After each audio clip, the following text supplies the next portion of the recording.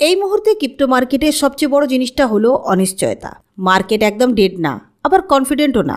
সবাই বুঝতে চাইছে পরের মুভটা উপরে হবে নাকি নিচে। আজকের ভিডিওতে আমি ধাপে ধাপে বোঝাবো এই টেনশন কোথা থেকে আসছে, বিটকয়েন, ইথেরিয়াম, এক্সআরপি আর প্রাইভেসি কয়েনে আসলে কি চলছে। তাহলে চলুন আজকের ভিডিও শুরু করা যাক।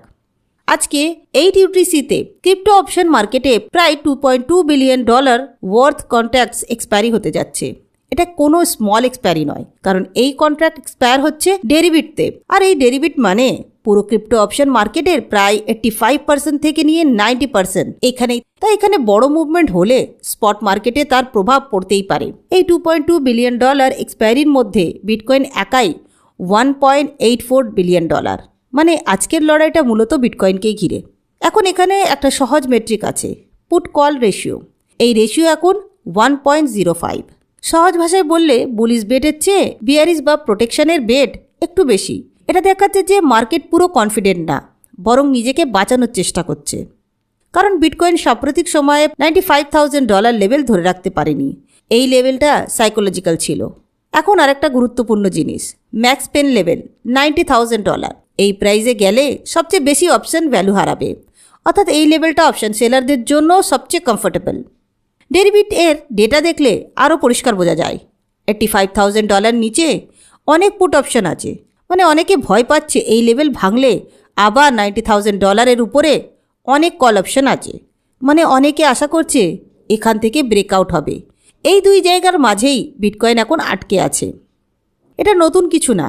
নভেম্বর 2025 থেকে বিটকয়েন তৃতীয়বারের মতো $90,000 ধরে রাখতে ব্যর্থ হয়েছে। নিউ ইয়ারের সময় প্রাইস প্রায় $94,500 পর্যন্ত গিয়েছিল, কিন্তু পরে বোঝা যায় এই মুভটা সাস্টেনেবল ছিল না। অনেকের জন্য এটা ছিল একটা বুল ট্র্যাপ। এখন চার্ট সাইডওয়েজ, উপরে রেজিস্ট্যান্স প্রায় $92,000 আর নিচের সাপোর্ট প্রায় $85,000। এই অপশন এক্সপায়ারি এই রেঞ্জ ভাঙার ট্রিগার হতে পারে। এখন প্রাইভেসি কয়েনের কথা বলি। মনেরও আবার শক্ত হচ্ছে। এক্সএমআর এখন প্রায় $460তে ট্রেড করছে। ডিসেম্বরে এটা প্রায় $490 ছুঁয়েছিল। কোনো বড় হাইপ ছাড়াই মনেরও ধীরে ধীরে পুরো প্রাইভেসি সেক্টরকে আউট পারফর্ম করছে। কিন্তু জি ক্যাশ তো আগে এগিয়েছিল, তাই না? হ্যাঁ, 2025-এর মাঝামাঝি সময় ট্রেডার বেশি ঝুঁকেছিল জি ক্যাশে। সার্ভেলেন্স, ফেয়ার, প্রাইভেসি ন্যারেটিভ সব মিলিয়ে মোমেন্টাম ছিল। কিন্তু এখন সিচুয়েশন বদলাচ্ছে। জি ক্যাশের core developer company electric coin কোম্পানির পুরো টিম রিজাইন করেছে, কারণ গভর্নেন্স ডিসপুট। সিও বলেছে নতুন কোম্পানি বানাবে, কিন্তু মার্কেট এখানে কনফিডেন্স পায়নি। ফলাফল জেক একদিনেই প্রায় 15 থেকে 20% পড়ে যায়। টেকনিক্যাল চার্ট দেখলে জেক এখন ডিসেন্ডিং চ্যানেলে। অ্যানালিস্টরা বলছে এখান থেকে আরও 40 থেকে 50% ডাউনসাইড পসিবল নেক্সট জোন হচ্ছে $200 থেকে নিয়ে $300।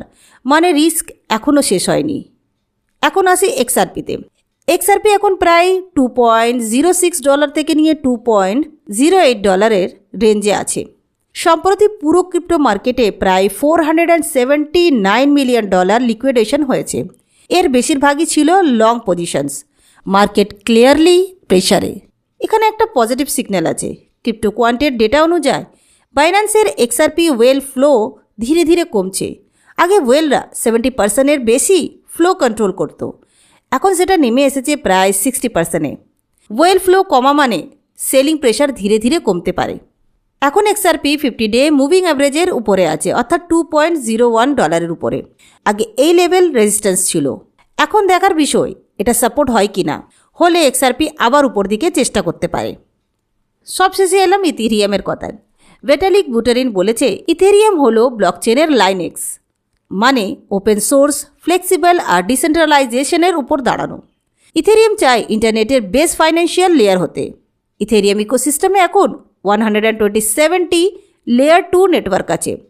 কেউ বলছে এগুলো ইথেরিয়ামের রেভিনিউ কমাচ্ছে, আবার কেউ বলছে এটাই ইথেরিয়ামের শক্তি।